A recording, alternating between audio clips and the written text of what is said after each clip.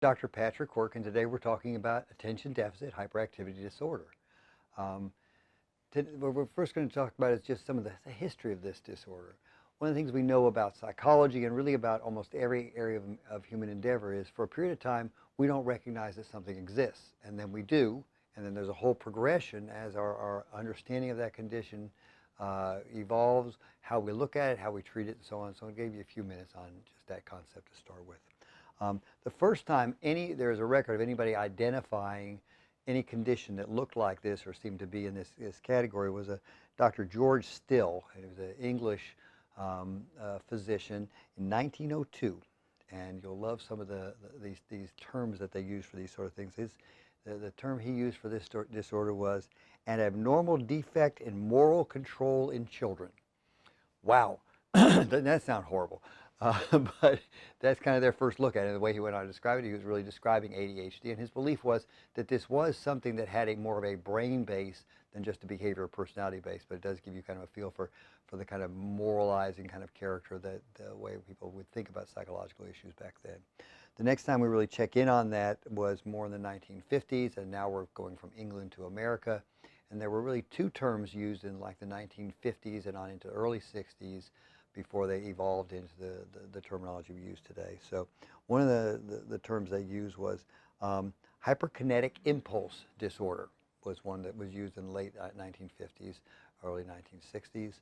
And then another one was minimal brain dysfunction, which on one hand is kind of a jarring term, but in truth it's pretty accurate because that really is what the basis of ADHD is. ADHD is essentially a neurological condition. It is not really a psychological condition, meaning basically that there is something just a little funny in the way somebody's brain works that makes it hard for them to focus consistently or to control impulses or activity.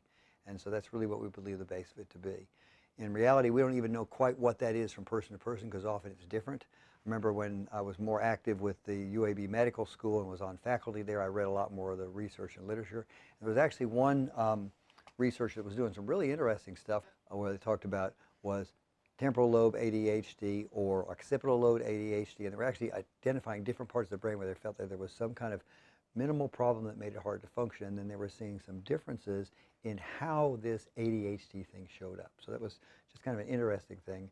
I never have found the follow-up on that. That seemed like some of the most meaningful work I've ever heard of, and yet I can't really find the follow-up on that. So the real point is that we're saying there's something just a little funny in how somebody's brain works that makes it hard to function or function in terms of focus or in terms of controlling impulses.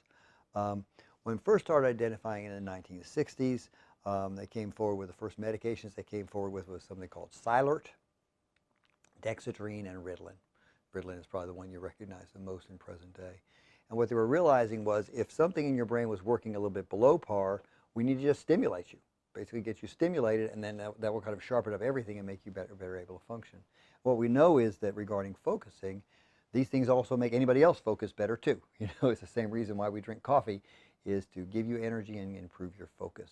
I know if you have somebody who's studying for exams, you know, the price per pill for buying illegal Adderall goes up dramatically around midterms and finals on university campuses all over the country. So we know that that's not just used by people with ADHD.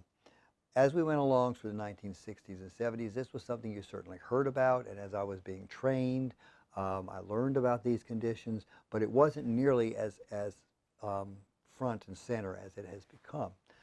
Then we had in the really the very late 1980s and on into the 1990s, a little bit into the 2000s, there was this explosion of the diagnosis of ADHD. And you would wonder, why is that? Why is that going on right now?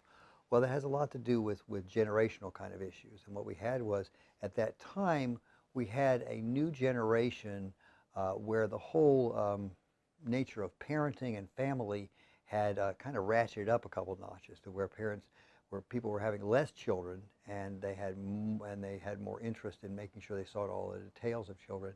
This was the first era when you began to hear people say things like, "We have a lot of homework tonight." That was always jarring to me when I first started hearing that. But what it meant was that parents had become much more concerned with the fine details of how their kids were doing and looking for solutions. And so we saw a big increase in the diagnosis of that disorder. And in truth, ADHD had been underdiagnosed up to that point. You were missing it a fair amount. This is what you see happening with a lot of disorders. You will under-recognize its presence, under-recognize some of the subtle manifestations of the disorder, and then once the door gets open, then there's this big explosion, and what you get is an overdiagnosis of it. And so during the 1990s particularly, and probably late 1980s, there was a couple of practices here in town, and I know happening all over the country, where it became just kind of what you would kind of consider sort of an ADHD mill. There would be like a big banner out front saying, free ADHD screening today. And then once they got in, they would go through a lot of testing. And then once they got on medicine, they would do retesting to see which medicine worked the best and so on. And these became, and I don't know whether anybody who ever came into that situation ever didn't get diagnosed with ADHD. I can remember being kind of horrified by that, but I know some people, I think, who put their kids through college and graduate school on that income. So that's kind of what happens in not just ADHD, but anything that when it comes forward, that will immediately, it will become what you call kind of the diagnosis du jour, and everybody's got it. So that's what we saw going on in that era. And that's kind of a dangerous thing, because the truth is that it's really it's a complex disorder, and there are many things that look like it. And so it's really important to make sure you know what you're treating. You know, you absolutely, what I tell people is, I want you to have this disorder. You came in looking for that diagnosis. The easiest and most absolute solution I can give you is give you this diagnosis, you take the medicine, and you're better. But it's not always what you think it is. And if we give you medicine, the truth is, like I said, a psychostimulant, which is what you take for ADHD, makes anybody feel better. It gives you energy, it improves your mood, it sharpens your focus, it makes you more productive. But there are a lot of downsides to it as well. And so it's really important to not just recognize the existence of the disorder and how to treat it, but also recognize the many other things that go on that can kind of mimic it or look like it. So what I'd like for you to do is, if you're interested in hearing more and hearing our much longer presentation, is to please go to the box below and hit it, and you will open up our much more extensive presentation on this.